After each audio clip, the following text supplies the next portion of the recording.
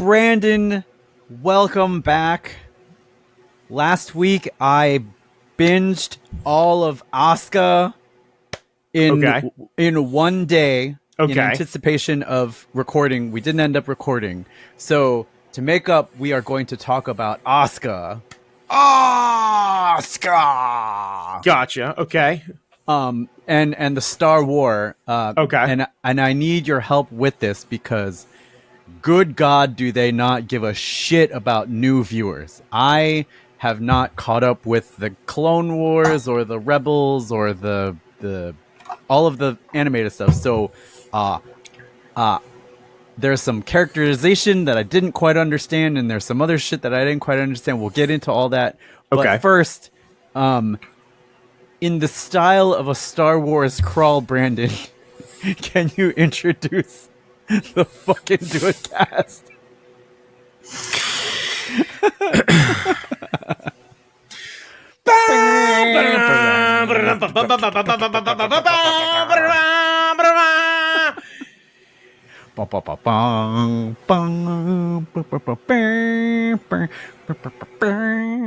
In a friendship that started long ago, in a podcast studio far, far away, comes the tale of two. That's right, only two.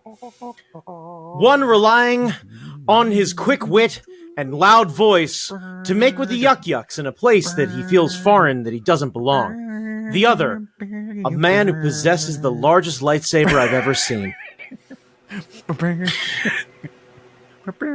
When their forces combine, it creates not necessarily just a rebel alliance, but dare I say, an empire. An empire known as the fucking Duetcast. Part of the Hard Knock Media podcasting network. A network that stretches far across the cosmos, where we find our intrepid heroes jockeying from point to point, trying to make sense of it all, where one man had the better part of 15 years of Star Wars animated content to go through and never bothered, and now feels behind when he watches a popular TV show. Join us as we find our intrepid heroes confused, angry, and ready to fuck. Yeah! See, that's what was missing. Not enough fucking in Ahsoka. Look, I will say, if there's anything that came out of the original trilogy, it is a readiness to fuck. Nerf herders, two short stormtroopers, family relatives, nothing stood in their way. Space Kentucky be damned. Space Kentucky. So I want to warn everybody, there will be spoilers in this, as every time we do one of these reviews. It's spoilers. Haley Joel Osment sees dead people. Snape killed Dumbledore. Like, I'm just gonna get him out the way right now. Rosebud is a sled. Spoilers akimbo. If you have not watched Ahsoka, fucking put us on pause. Pause. Stream everything, including. I did not do my homework. I will admit to that. Right, and here's the thing: is HBO and their Max platform curated all of the necessary episodes of Clone Wars and Rebels that you might need to watch to figure out what's going on. HBO did it? HBO did this, and they put together a list for you. Disney? Did Disney not HBO. I'm sorry, Disney. Wrong franchise. My apologies. Oh, okay. I was sorry. Like, damn. No. Sorry. So Disney put together basically to catch you up if for some reason you weren't satisfied with the lack of context to start Ahsoka. You can do so.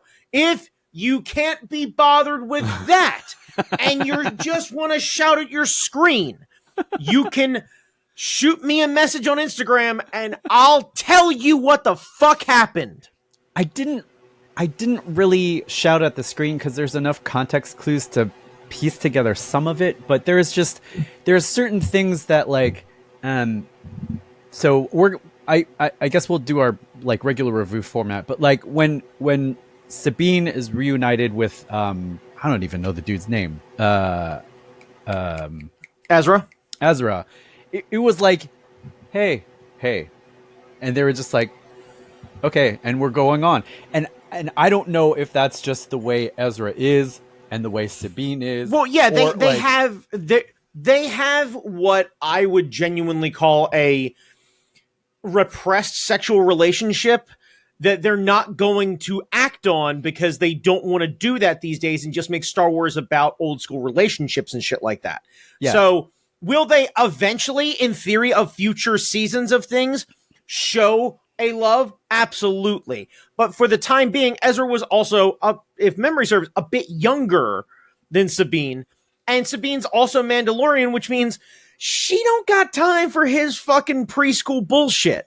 So, well, like, she saw him kind of come of age through Rebels. Right.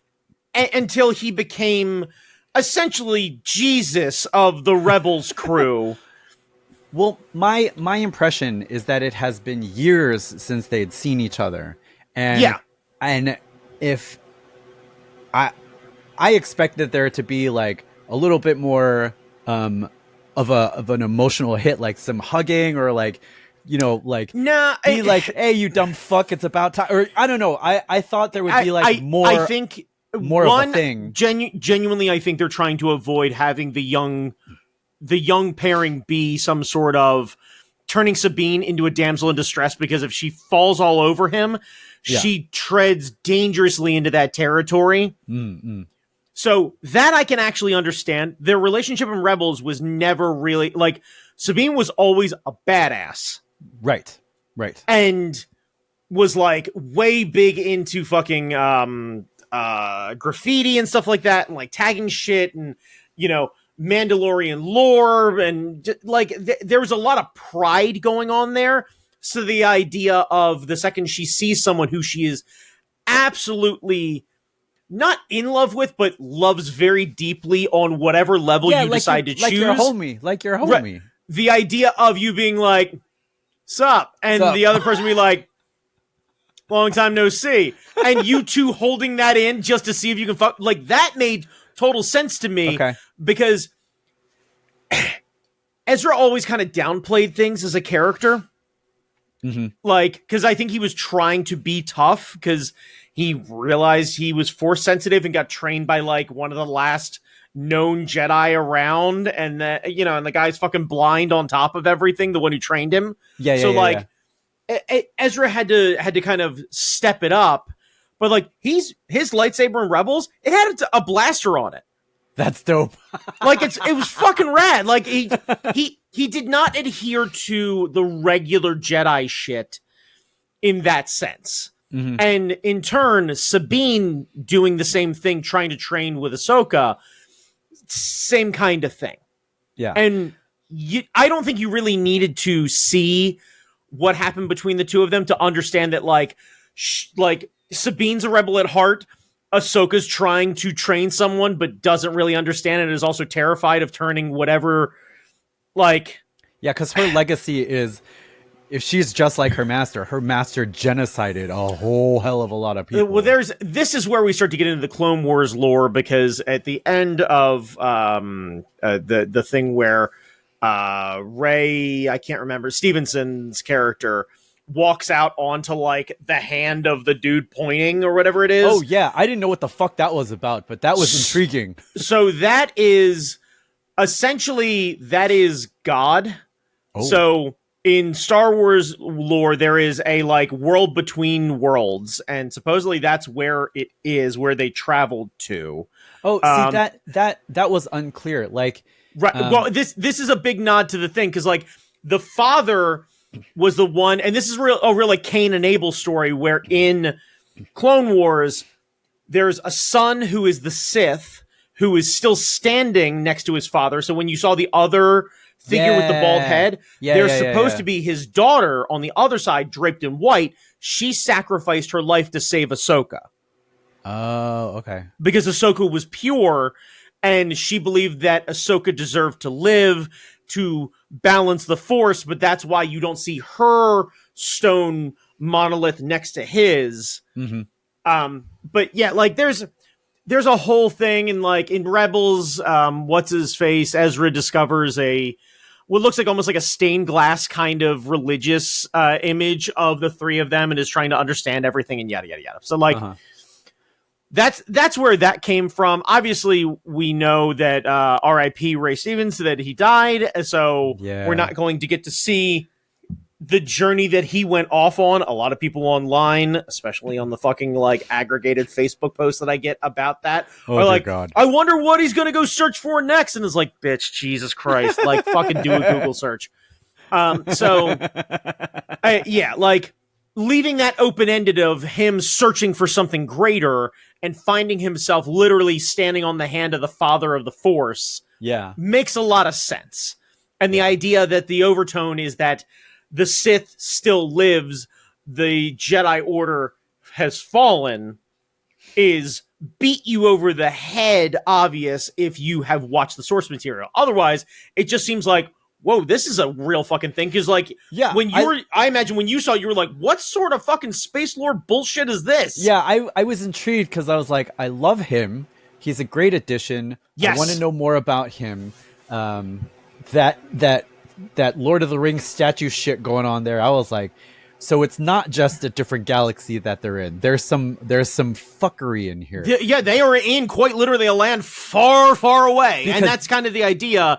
Is that's why the sisters had to navigate him or had to navigate them to this world. And that's why the space whales had to navigate them. Yeah. By the way, Ezra is the one who kind of introduced the space whales to everything. That was a real big thing. I do like the space whales. The space whales are fucking rad. And in Rebels, they were fucking great. And Ezra has 100%, like Ezra basically can communicate with the space whales and like it was very fucking cool. Like and by the way, one of the other Rebels characters, if you remember The Mandalorian, they end up on like the weird, what looks like a Hawaii outpost or whatever it is. And there's that dude, that purple dude. Yeah. Yeah. So he is part of the Rebels crew as well. So if you knew, you knew, and you popped hard just like I did. And I was like, oh shit, we're going to end up seeing. Yeah. Cause he's fucking great. Honestly, like Rebels is very much a kid's show in the way that it is written. Mm-hmm. The back lore of it is fucking rad. The characters are super enjoyable, and Chopper's a war criminal, and I fucking love him for all of it. Because, like, dude, I watched somebody who, like, tallied up the body count, and, like, Chopper's got a kill count of, like, 50,000 people. Yo. Chopper. All through Rebels, he was blowing up Star Destroyers and all sorts of silly shit. Like, and basically, like, him jawing off with Ahsoka. And essentially, like, if you, or not Ahsoka, I'm trying to remember what the fuck the general's name. I do not remember Sindhu, her name. I think. I don't remember her name. Look, here's what I remember. Mary Elizabeth Winstead. Yes. Elizabeth Winstead. That fucking dumper, all of the goddamn memes of her Lego version having two extra little round orange Lego bricks to bump into her butt. Yeah. Like, goodness. So that kid is her biological son? That kid is her biological son. She and the Jedi, the blind one who trained Ezra, Kanan, who ended up dying. Kanan Jarrus, if memory serves. He ended up dying in Rebels, but she was pregnant at the time. So species wise, the human genome overpowers the green genome. Is that what we're led to believe? I don't know what the deal was with that or how that ended up working out that way. Like here's what I know or something. Give me something. It gives a lot of credibility to Shatner just fucking his way around the galaxy. Because like, you gotta figure at some point along the way, Big Bill will be wandering around doing like the fucking stutter speeches, and just suddenly all like one of the fucking space ladies just pulls that fucking one piece down and it's just like just gnawing at him. Yeah, I thought she needed more to do in the show other than just she was real like she needed more, and because. And that's where Rebels comes in. And that's the thing is like, she is very much at that point a supporting cast character. This is designed around Ahsoka. I understand your desire to be like, I want more of that character. Because in the show, she's fucking great. And in the cartoon, she's fucking great.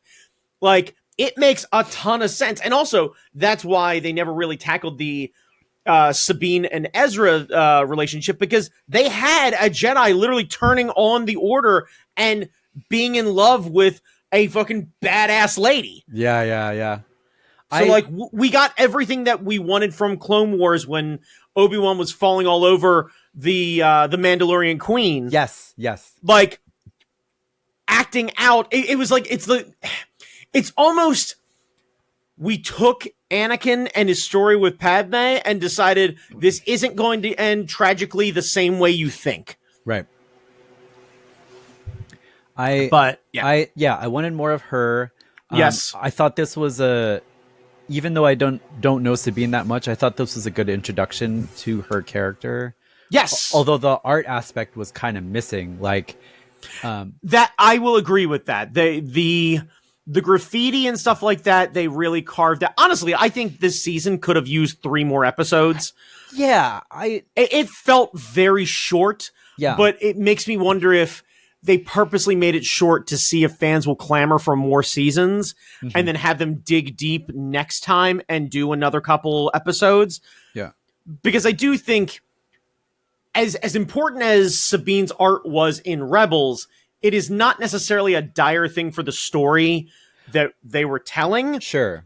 And having her be more of a, like, I know better. I've been around. I've managed to live this long. I do not need you to fucking mother me. Yeah. Stop trying to tell me what to do. Yeah. Oh, I'm still a dumb kid and I need guidance from somebody who has more experience. Yeah. Also lightsabers, also more experience. Yeah. Also had literally the spirit of the fucking Jedi die to keep you alive. And that's why you rock white lightsabers now, because you're a fucking badass. Yeah. Yeah, never mind all of that.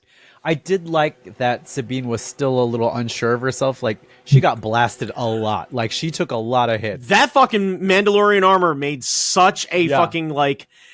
You weren't necessarily worried about her dying, but the amount of time she got close to absolutely get murked. Yeah. I was like, that Beskar is holding up, man. That Beskar is holding up. The other thing I thought was weird, because I only know Ahsoka from the handful of episodes of, like, early Clone Wars that I've seen her. Like, does she deliver all of her, like, when I saw her as a kid, she was like peppy and zippy and everything. And a bit of a needy character, and you know, and why can't I master him? Blah blah blah blah blah, and like, but really kind of turning her into the needy little sister to Anakin. Yeah, and then her characterization in this was just like, every you line need of dialogue to watch. I say is this way, and I don't know if that's like how she's grown into that. That is how she's grown. So the short version is essentially she walks away from the Jedi Order before Order 66 happens. Yeah. And basically turns her back on everyone and goes out in the world and learns the real outside perception of the Jedi. That, you know, they're elitist. They don't connect with everybody. They're space wizards, right? They're pricks. They literally live in a tower above the city, above everyone else. They're aloof. And she literally finds, like, the last season of Clone Wars that they added on and did more recently, they really got Ahsoka heavy, and it was super good. Because they literally, like, they dig into the drug trade that happens on Coruscant. I did see that tail end of that stuff, and I thought that was good. And I thought her characterization had a little bit more life to it.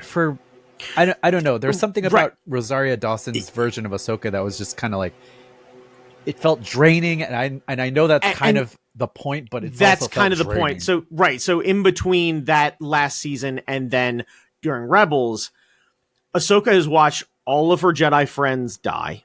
She's watched her master become literally the scourge of the galaxy. Yeah. She knows exactly who Anakin is. She's one of the few who actually does. She has to deal with and get up every day pretending that she's not good enough to be a Jedi, because she obviously is, but is turning away from the Order because she found awful flaws in the Order.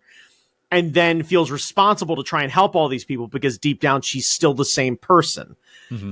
and then travels through and gains more skill the hard way and has to face down Anakin. And then there's that whole fucking end season with like the pyramid and her fighting Darth Vader as Darth Vader. And like, I imagine having your own, like, it's equivalent to having a parent suddenly decide that they're going to turn on you and try and murder you. Yeah. It fucking hardens you bad. And she kind of turned off all of her emotions because I think she got tired of getting hurt. Yeah. And that's why I think Rosario Dawson delivers everything in a very stoic kind of even tone, because she doesn't want to get upset. And I think that will gain with time as people start to peel back the fucking onion that is Ahsoka. Yeah. Also remember that she was trained by Anakin. Yeah. If she gets angry, that fear is there. That was it the training? Was it the person? Was it this? Like, so that's the other thing too, is like, she very much is operating in a world where like, if she gets angry, she doesn't know she's going to turn on her friends. That's true. Because she has no idea. Like, what she knew is that Anakin was full of anger. Yeah. That led him to the dark side.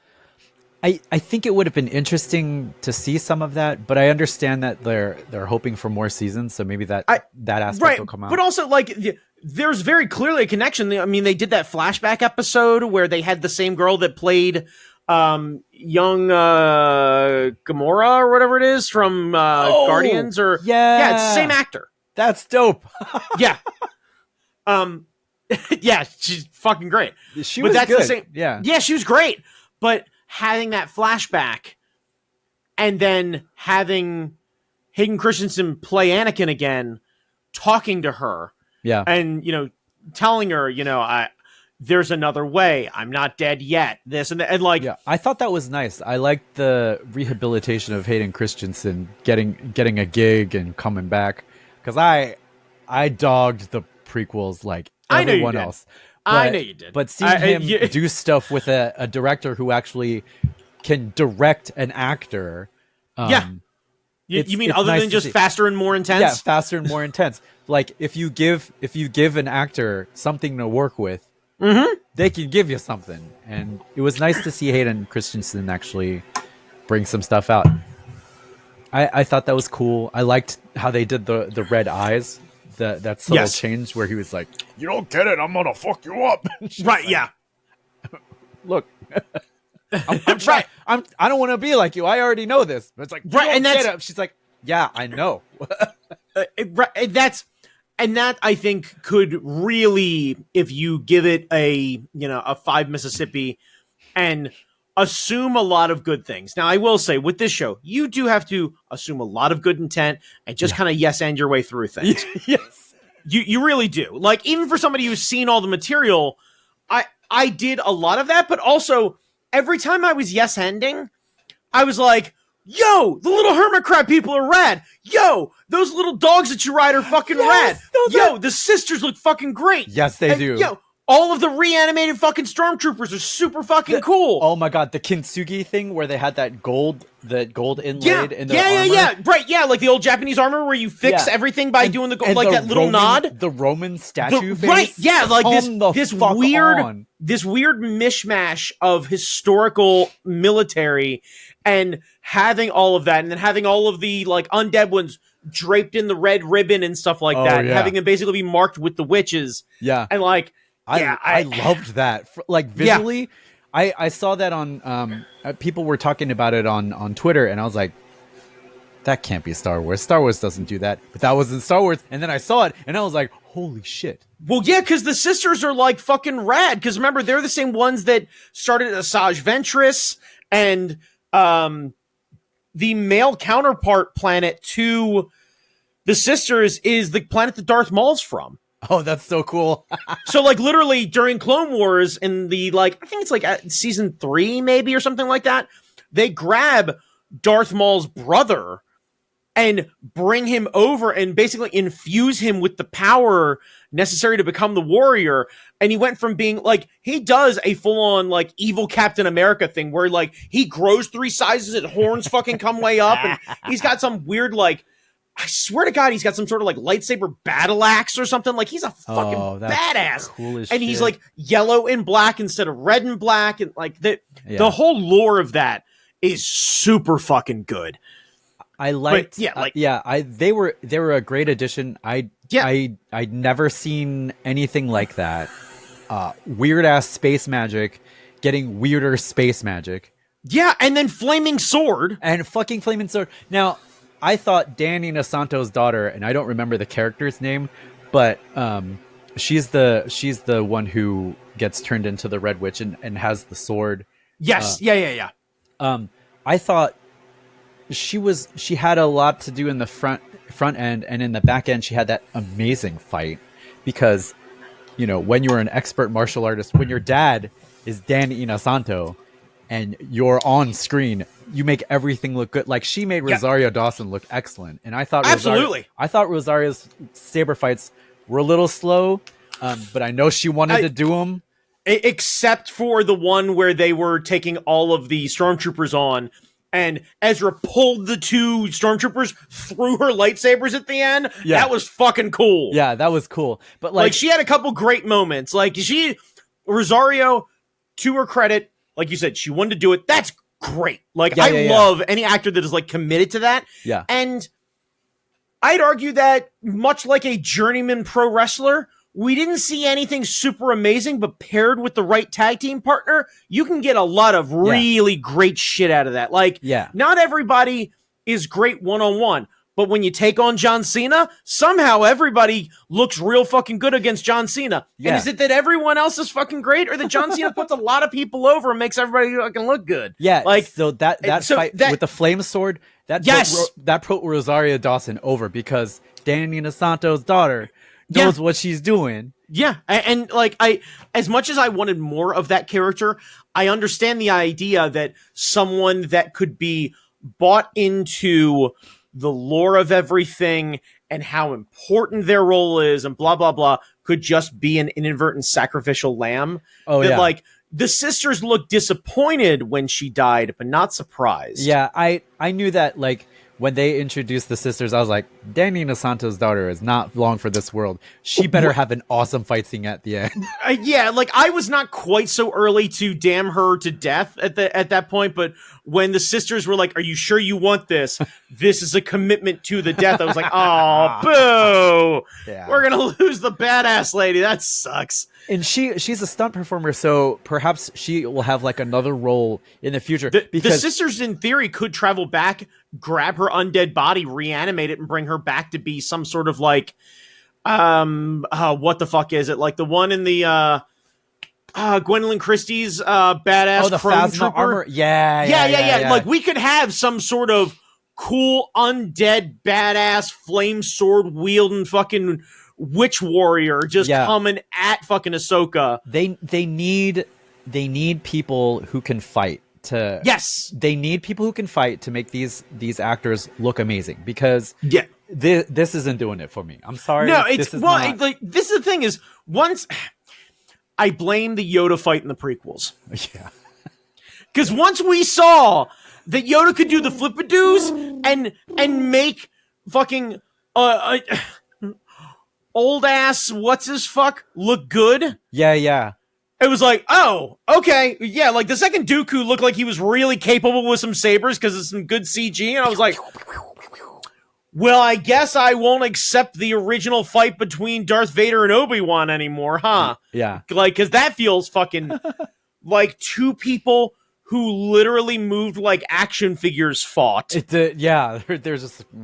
Ha, ha, ha, ha. Like, it was like, all right, no problem. That's fine. It's the 70s. I get it. Nobody has that expectation except for if you actually watch a martial arts movie. But whatever. Like, I get it. Sir Alec Guinness is not going to be that dude. Like, I understand that. I'm okay with it. It's funny that there's that story about George wanting Toshiro Mifune originally as Obi-Wan Kenobi because like his influences were Akira Kurosawa and all those films. Right. Toshiro Mifune can do a sword fight. Like and that would have been so fucking cool. That would have been dope as fuck. I got no heat on Alec Guinness. Like he did a perfectly fine and honestly very memorable version of Obi-Wan. Like it turned Obi-Wan into this almost like begrudging grandfather figure for Star Wars fans for forever. Yeah. And like, if you had the other guy, he might be a little too badass to die that fast. Like, I'd have been pissed if Darth Vader killed him instead. Like, Alec Guinness, I was like, oh, boo, Obi-Wan. Yeah. But like, I wasn't necessarily expecting him to throw down or anything else like that. Like, it set a different expectation. Yeah, if you take out Yojimbo in movie 1, right, no one's staying for movie 2. You take out Yojimbo with those lame ass moves halfway through movie 1. I'm gonna be like, no, I'm out. No, I'm out. I'm out. I don't care who's dads or what's going on with the fucking Muppet Labs later on. Yeah. Don't give a shit. I guess we're going by character. I liked the feral Sith girl, the little blonde one. You mean Space Jamie Baldwin? Space Jamie Baldwin. Because she's Space Jamie Baldwin. Like, I say that with absolutely, and I think I told Jamie this when I saw them the last time, but like, I say this with absolute adoring love. They've got Jamie's similar build, definitely hair, weirdly kind of face, and the idea of like, she's just like a feral fucking badass, and at the end that she's commanding a small squad of like these weird troopers. Like, I don't know what the fuck's about to happen. I assume those poor little fucking hermit crab dudes that I absolutely fucking love. Oh, they're gonna get I know they are like the porgs of this fucking series, and I love them to death. And I want to see them live, and they're probably all going to be dead. Because somebody's going to figure out they're delicious on the inside, and that's going to be the end of these dudes. Yeah. But yeah, like, I want to see what happens with her, because I assume she's going to be the one who angrily hunts both the sisters and Ahsoka through the fucking cosmos, because everyone abandoned her, and she's fucking tired of getting left behind. Yeah, she didn't get a lot. But I loved that she was like a feral doom slayer. She felt like a very raw trainee. Yeah. That was going more on emotion. Like, she is the definition of a Sith character. She acted strictly on emotion. Was very capable. Right. But at the same time was not disciplined. And the idea of I cannot remember Ray Stevenson's fucking character in this, but whatever, like his name. I have it on here. Balin? Balin Skoll. Okay, yeah. So Balin Skoll. Right. So like when Lord Balin is basically like, you're gonna be fine. Just I'm gonna go this way. You just fuck off this way. She's like, huh? I can't tell if that was he was done because she couldn't be trained, or he was like, you know what? I lit this fuse. Fuck it. Let it happen. Because he just wanted to see the world burn because he was off on his own adventure. So he was like, let's cause a little... Like, it felt... I think a little of both. Of both. Right. Like, it... Because he feels a little Alfred Pennyworth. Because, like, he is giving you just enough guidance to do some serious fucking damage. Yeah. It was just like, you're good. You're good. Fuck it. Yeah, you're good. Like, you're fine. You're fine. You're fine. You'll be fine. Look, you'll be fine. Stay hydrated. Make sure to eat. Yeah. Yeah. Here's my credit card. You got it. You'll be fine. I'm going this way. This is just snatches her up by the arm. This is for emergencies. Yeah. Okay? Yeah. I see you hitting Space Hot Topic, and you and I are gonna have fucking words. You hear? You hear? Yeah. This is not for My Chemical Romance t-shirts. You hear me? I guess we should talk a little bit about Balin, although I don't know what they're gonna do now. What do you mean? Because the actor is gone, right? The actor is passed. I think they're going to just leave him out as a character off on his own journey. He doesn't need to have any other follow-up. If he stares off into the distance and he's off on his own journey and we have other things to do because the story follows Ahsoka, he can just live in the ether. And when anyone goes, oh, what happened to that cool character? And then they learn that the actor died, everyone should genuinely be okay with letting that storyline be what it is. Yeah, it ended weirdly on an up-ish note, or at very least the kindest open note I've ever seen any Sith character ever get. Yeah. The tendency these days is to kind of want to explain everything. Yeah, but I think, I understand that if he was still alive, I would have absolutely been disappointed with how that character ended in that story. But I like your idea of it just letting it lie. It's letting okay. It be. Yeah. Right. Yeah. Cause like him explain when she asked him, do you miss it? And him having that kind of complicated answer where like, yes and no. And like, right. It tells me that like, right. It's almost like he was so mad at what was going on, but Order 66 almost felt too far for him. But once it happened, it was like, we'll figure it out. Yeah. Because he seems like the kind of character who wandered through everything that happened, did what he needed to do to survive. And then once he got to an opportunity where it was like, I'm going to make this right for me, whatever that means. Yeah. He took it. Yeah. And I'm super good with that being the way it lands. Like it doesn't need to be necessarily more than that. I like that too, because he wasn't necessarily like super Sith in the fact that he wants everyone to die. He was like, you're paying me money. Let's do this shit. Right. Yes. Right. Like I don't agree with the Jedi Order. Okay. Fair. Yeah. I disagree with this. I disagree with this. I disagree with this. Yeah. Okay. And red suits it's a me means better. to an end. Yeah. Right. Because like he knew in theory where he was going. And once he realized where he was, once he got there, it was like, well, now I've got an opportunity. Yeah. Let's see where this goes. Right. I have the ability to set my Padawan loose and do damage and let them learn the hard way that everyone else realistically has to learn. Because, I mean, how many times did fucking Anakin leave Ahsoka behind the enemy lines with impossible odds? Oh, yeah. And she just decided to just absolutely obliterate every droid in every direction humanly possible. I mean, other than getting the quippy one-liners from Anakin at the end, it's essentially the same lesson. It is. Life's hard, get a fucking helmet. Like, it's not that difficult. Yeah. Like, you got this. You're fine. You'll be fine, You'll right? Be fine. And here's the plus side. When we see her again, inevitably, a couple of those stormtroopers are going to end up being dead. She's going to have red armor on. She's going to look like a fucking badass. Yes. Right, and she's going to probably don one of the helmets customized in some sort of way. So when we see her the next time, you're going to think it's just the crew, and then she's going to pull the helmet off.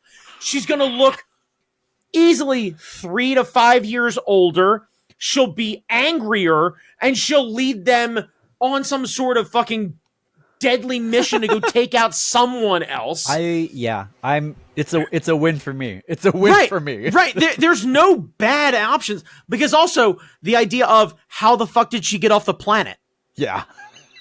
Because the idea of her talking them into putting together some sort of junker that they ended up finding to then do the like hop through space from planet to planet, upgrading and pirating ships and like that could be easily a 30-minute backstory of one of the episodes of season 2 of her being so mad that basically like she's Leonardo DiCaprio's character from The Revenant, where basically like she got mauled by a bear and then wandered from like Canada to Florida just muttering cunt every 6 seconds. Just fucking cunts and just like I'm here right, for it. Like I'm here for it. Right. So now we've got this great chasing character potentially. We've got Ezra showing up at the end, being ahead of everyone else. So this is at the point where neither Sabine nor Ahsoka know that Ezra is back. And who knows what they're going to do thinking that he's back, because Ahsoka doesn't seem like the type who would call home first. Yeah. So unless they're within range that What's-Her-Face can get a hold of Ahsoka, they're going to possibly chase after the fucking general, assuming they're going to go get Ezra from the fucking Star Cruiser. Yeah. So that's its own dumb fucking misadventure. And then him showing back up, telling the whole story, and then being able to rally the rest of the fucking Rebel Alliance to go after him. dude, that's movie level fucking giant battle. Well, I think 2025 there's gonna be a movie. Like I think that's what's happening. That is absolutely, it's literally like the remnants of the Empire. Yeah, and I don't. It's gonna feel weird because all this epic shit is gonna happen, and then the sequels happen, like episode 9. Yes. So it'll be weird, but who cares? But it's gonna be a story that doesn't fucking involve a Skywalker. Yes. Oh, I did want to mention that. I know it is heresy to speak ill of 3PO, but I did not feel like his presence in that one scene where he comes in and says, "Oh, Princess Leia okayed this." I was like, it felt like a stunt cast, and I didn't think they needed it they didn't need it because it took away the Elizabeth Winston's. Mary Elizabeth Winstead's. Right, but how do you write yourself out of that one other than finding a character in the universe who's alive at the time who can absolutely pull the rank card? Right. I know why they did it, but so like weirdly I think with the plot it's not so far-fetched. Right. The idea of sending 3PO to do it did feel a bit heavy-handed. But the fact that they got the regular actor to get back into the suit to go do it is fucking cool. I agree that it was cool. Like, do I wish that R2 was the one who would have done it instead? Yeah, I do. Like, but I don't know who would have been part of Leia's crew. Like, you could have got Laura Dern. I think to come in. I think as the general. Say General Organa sent me. I think Mon could have been cool. I think Mon Mothma could have chilled that motherfucker out. I think she could have said like she should have. You need to chill the fuck out, dickhead. Right, but like you got to remember she's working her own shit on the back end. Oh, that's true. So she don't want that heat either. I just think that there was a different way to do it, and it took one more thing away from the Green Lady, General Green Lady. Yes, yeah. I don't disagree with you. I appreciate that it was one scene and done. Yes, one and done. Thank God. Like, so if you were going to do a nod, 3PO is a very safe one. It was one scene and done, and it didn't feel like it lingered any longer than it needed to. Yeah. It was 1,000,000% unnecessary. Yeah. I do agree with you that they could have done different. But I also understand that these are Star Wars fans, and they do require a pander at some point. That's true. Like, you not seeing any of the prepared material deserve to see somebody you fucking recognize. That's true. And not from Andor. Yeah. Yeah. Although, Andor, you didn't need to do homework. Andor was excellent. Andor was excellent. I do agree with you. Though... we did understand who Andor was from Rogue One. True. So filling in all the gaps before that felt very natural because you got to see where that was going eventually. So all you were ready to do was see where the story was taking you at that point. You've been Tarantino'd by Rogue One. Yeah.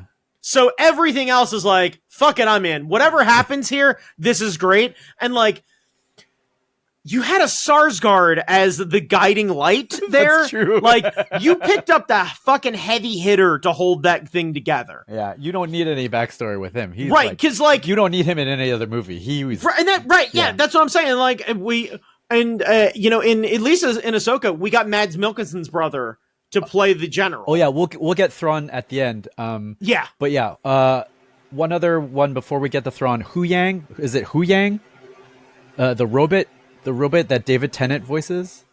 Oh yeah. David Tennant bot. Is he in the other shows? I don't remember.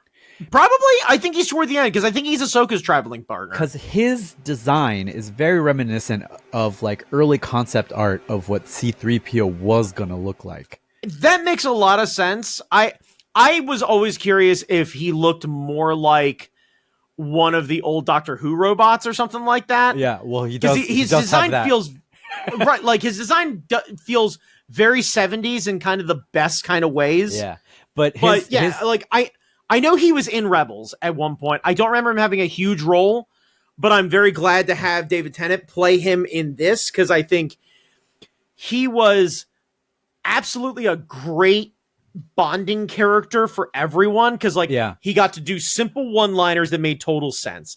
He got to be done with everyone's shit. He got to feel disconnected from everybody because he's still a droid, but he got to feel pompous enough that it was like, bitch, recognize I've been around for a fucking millennia.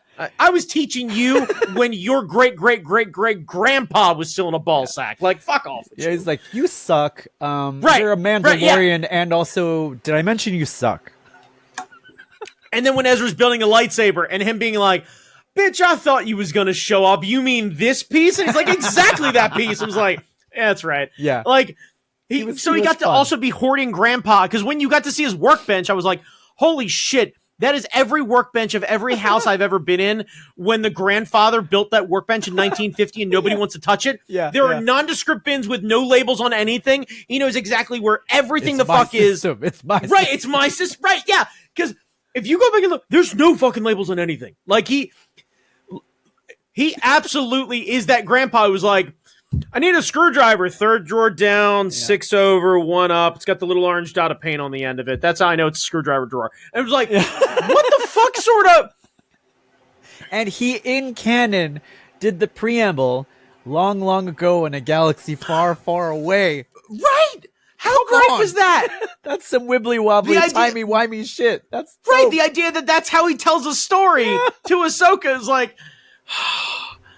he's best space grandpa. Space grandpa. I liked him. Also, when he went full Grievous at one point and the extra 2 arms popped out, you were like, yo.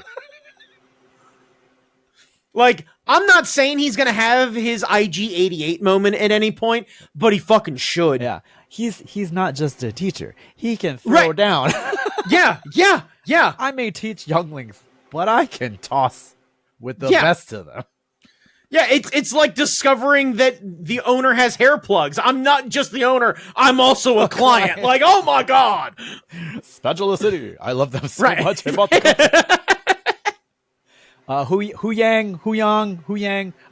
I was like, wait a second, is that David Tennant? I looked it up. Yes. It is David Tennant. Yes, yeah. That's the thing, is like, I heard his name once, and then in this house we just referred to him as David Tennant Bot. Hell yeah. And when there was a fear that he was dead, Nicole's like, I swear to fucking Christ, if they killed David Tennant Bot, we're done watching this. And I was like, I'm not done watching this, but I'm behind you, fam. A strongly worded letter. A strongly worded tweet. Dear fuck you, George Lucas, comma, how dare you let David Filoni get in charge of this and kill David Tennant Bot?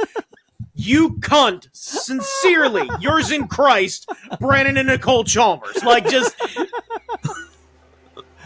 Oh, man. Well... Dictated, not read. And just, I'm going to shout it into Siri. Oh, man. Well, we've come to the final, the big bad, Thrawn. Fucking amazing performance by Mikkelsen. Yeah. Like, it's... Like, most Star Wars villains feel like the wahaha, or like they're very big personalities. Thrawn is that like surgical evil fuck that's like planning 18 steps ahead of you. You know who he reminded me of all things, and I hate to give him credit. Oh no. Hear me out.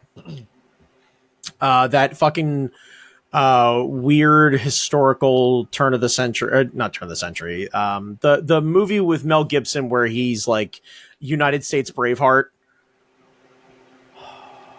What movie is that? Trying to fucking remember what it is. I don't remember that one.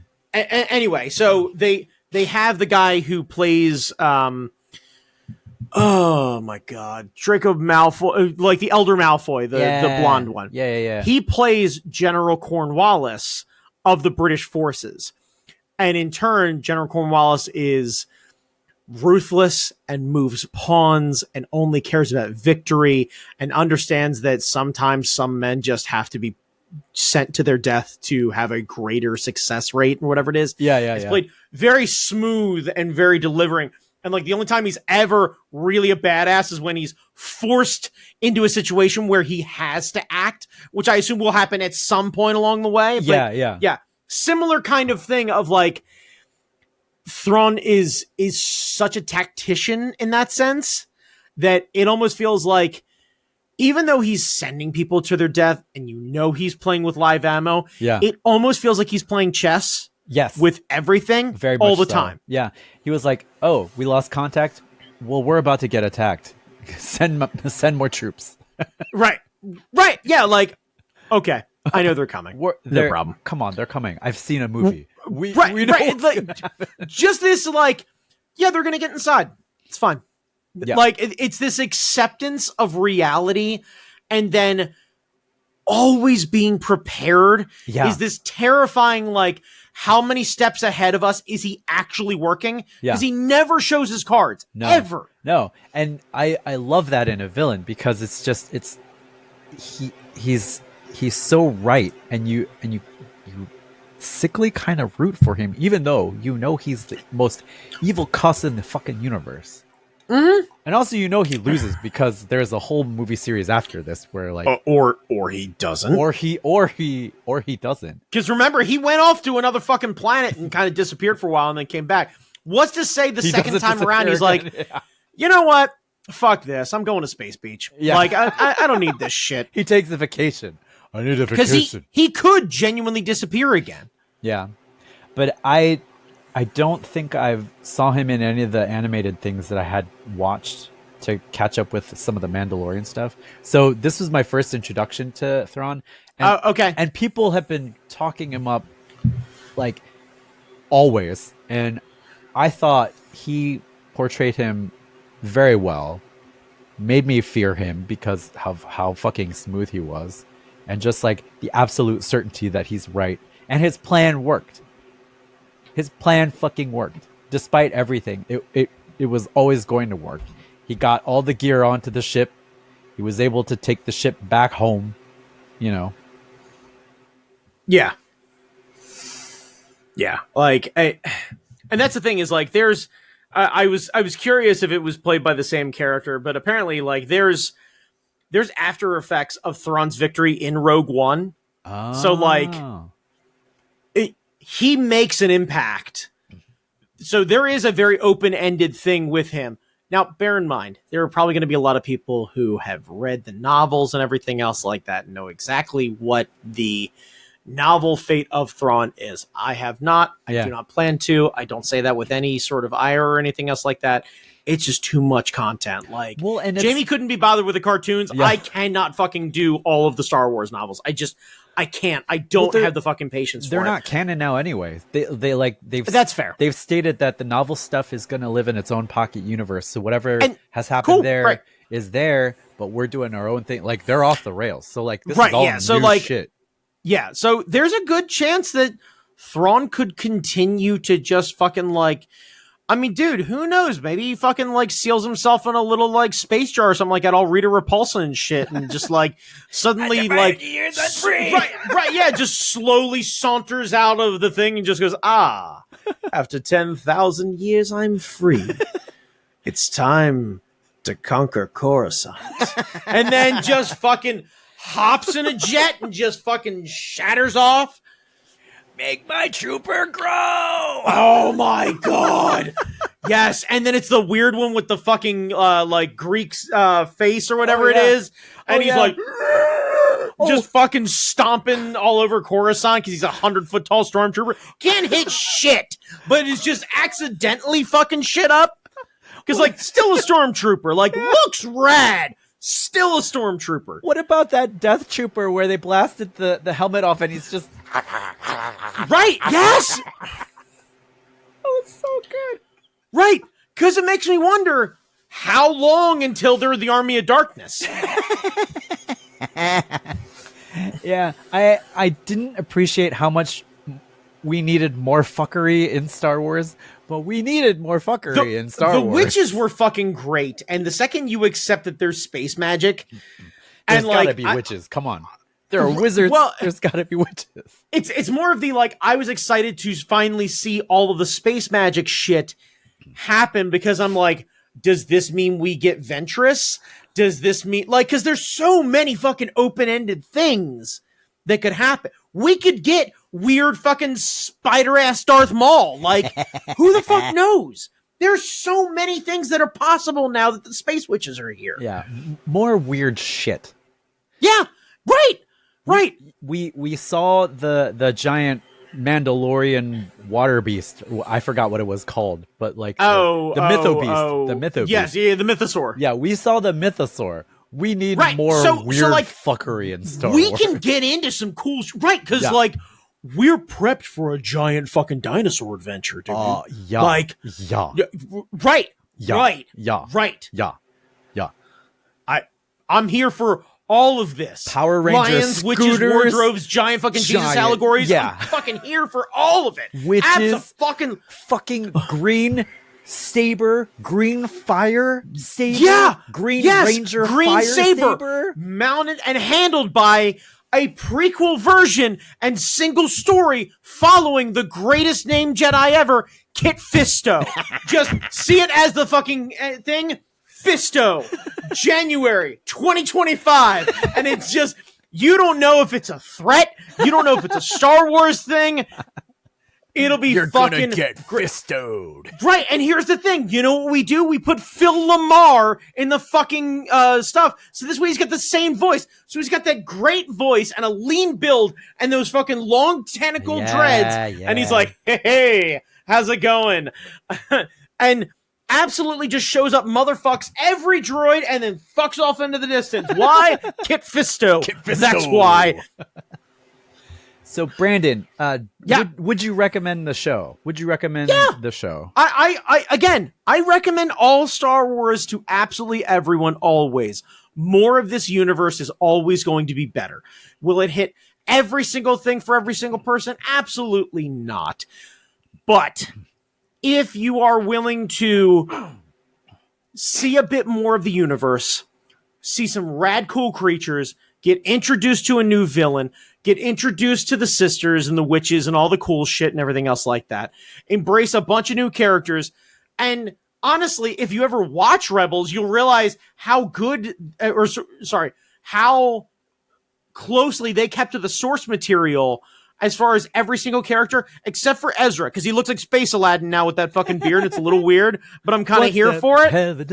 Right. Oh my God. Yeah. He saw her, so I'm watching it with Nicole, right? And he sees Sabine and kind of gives it a look. And she looked back and I just looked at my wife and went, street rat? I don't buy that. It's just fuck you. I can show you the world. Right. Filled with all these weird pod people.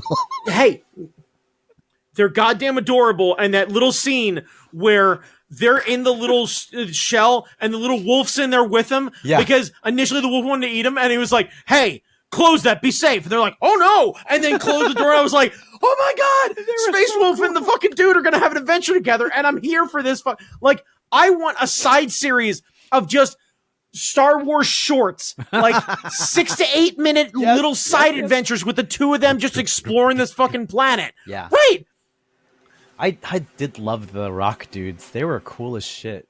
They're fucking great. Yeah, they're little space hermit crab people, and they're fucking great. I love them. Nicole's got hermit crabs. They're exactly the same thing.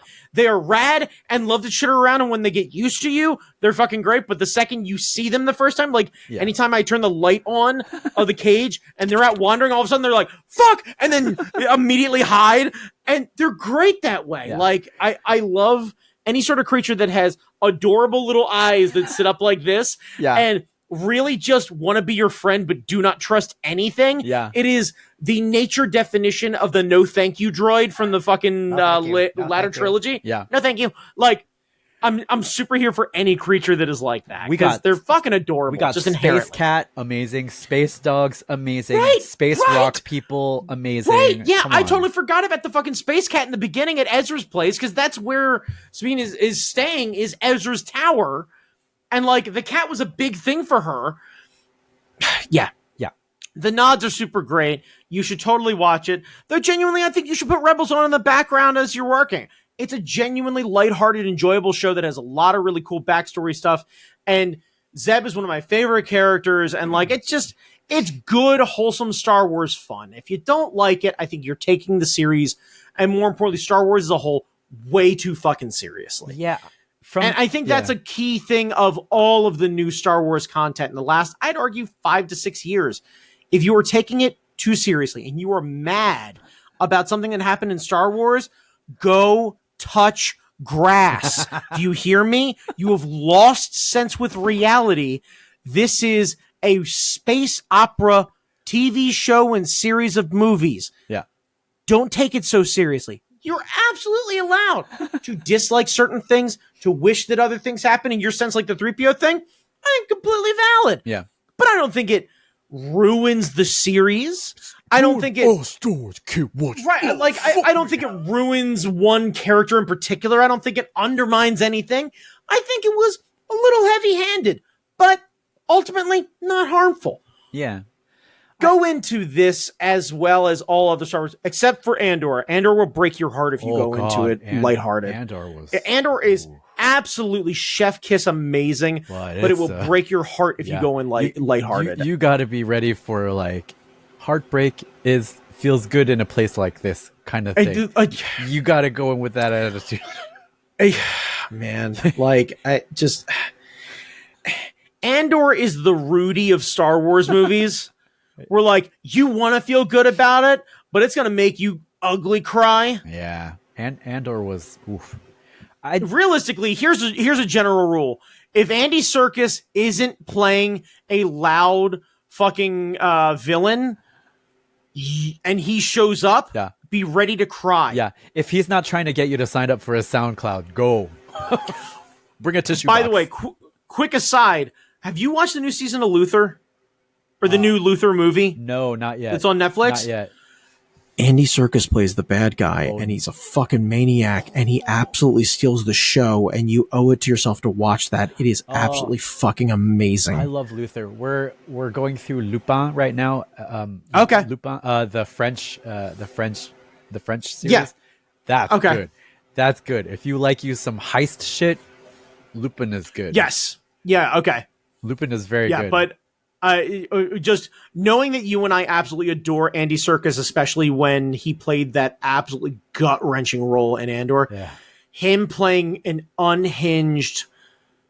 I don't even want to ruin it. He is an unhinged character, full stop. Yeah. And also has one of the most terrifying costumes I have ever seen. The idea of having a mask that has like an LED screen or whatever it is over top of it and showing black and white images of victims screaming faces before they're murdered, just sketching out over and over again as he gets gradually closer, as he's standing behind a glass wall when no one sees him, and the fucking thing just goes, like, you just basically like see it, and all of a sudden it's like, and you're like, whoa, God, that is it is fucking amazing. Oh my God. Like, yeah, it is so well written, and Luther absolutely is super into it, and like, Idris Elba, like, I shouldn't need to sell you on this. It's Idris Elba and Andy Serkis. I'm there. In the same fucking place at the same fucking time. I'm fucking there. Right, yeah, like, absolutely, it's on, I believe it's on Netflix. You should all go watch it. It is super fun. Do not watch it if you are skittish during the evening or at night. It is borderline a horror film. I'm warning you right now. If you are skittish about horror films, you will adore it. It'll be great. But it is genuinely scary. And if, like, The Strangers, remember that weird one with, like, Liv Tyler forever ago, where, like, it was, like, the couple kids that had the mask or whatever it is, and they were terrorizing her and her husband who they killed or whatever it is, and she's in the house, and they're like, she's like, why are you doing this? And they're just like, because we can. Yeah. I'm just like, oh, cool. All right. It's got a real similar vibe of, like, yeah, the world's a real fucked up place if you want it to be. Yeah. So anyway, go watch a Star Wars. Like, I would say even if you don't do homework, I think there's enough in there that will grab you and will make you want to learn more about the Star Wars. The context is good, but not necessary. Yeah. I think we are all smart enough people to watch that show separate from everything, learn some context clues, go into it. And that's why I say go into it with a positive attitude and or a light heart, because if you go into it going, okay, there are things that happened before I got here. Right. Okay, not everything has to be the Batman story. We do not need to have the Waynes fucking get murdered every goddamn film. The poor Waynes. It just doesn't need Jesus to happen. Christ. Right, we can go, okay, I'm a Star Wars fan. That's why I'm here. I have a rough idea of who Ahsoka is. Okay, no problem. I have a rough idea of the Empire and the Rebel Alliance and that there is time that has passed. Yeah. I think you can get through on every other context clue and then enjoy the individual characters coming to life as they do. Because also you get a very raw version of each one of the characters. Yeah. Because the idea of taking on Ahsoka as this completely buttoned down version means you don't have to carry in the baggage of whiny Ahsoka that Anakin used to call Snips. Yeah. Like, the Ahsoka that we landed on now, I absolutely adore. When I first started watching Clone Wars and Ahsoka showed up, I was like, why are we doing this? This is terrible. I think a lot of people said that. And that's the thing is, like, I felt like a terrible fucking cranky white guy because I'm like, yes, of course, I hate the young female character. And was like, you're better than this. And I was like, yes, but she's really poorly written. Like, really bad. And I'm so glad that I'm able to now, years later, be like, no, Ahsoka is an incredibly well thought out and put together character that I got to watch grow as I grew as a viewer. And now I am absolutely smitten to have them on my screen and leading a younger generation, because that's how this should work. We do not need to fucking put the fucking Hulk Hogan of Star Wars up on this fucking pedestal. We can learn from latter generations and let them guide us through. Like, we're bound to. We have to embrace Rey, and we have to embrace Finn, and we have to embrace Poe, because otherwise the series just doesn't grow. Yeah. Like, it has to grow. I love Mark Hamill, but it has to grow. Yeah. So go watch a Star Wars. Genuinely. Like, 1,000,000%, please, please, please go watch a Star Wars. Brandon, where can people find you? You can find me on Instagram at ThatGuyChalmers. Jamie Noguchi, where can they find you and the angle of that dangle? I'm in the Force bubble where I have gateways to all the different eras in the past, present, and future. And there's that weird owl, which I'm pretty sure is a symbol that I should have recognized. But there is an owl in one of the shots that I was like, that's got to mean something, but I don't know what it means. But there's an owl. That's a Clone Wars thing. But yeah, I'm on Instagram, Jamie Noguchi. I'm trying to build my other YouTube channel. So Draw Jam, check that out. Oh, and I'm building my store, Monster Cutie. So I have I'm doing some product photography after this. So like, nice. So check out Draw Jam. If you want Jamie Noguchi content without me involved, and you do, go ahead and check out Draw Jam. But yeah, stay safe, everybody, and we'll see you when we see you. Yep. Deuces.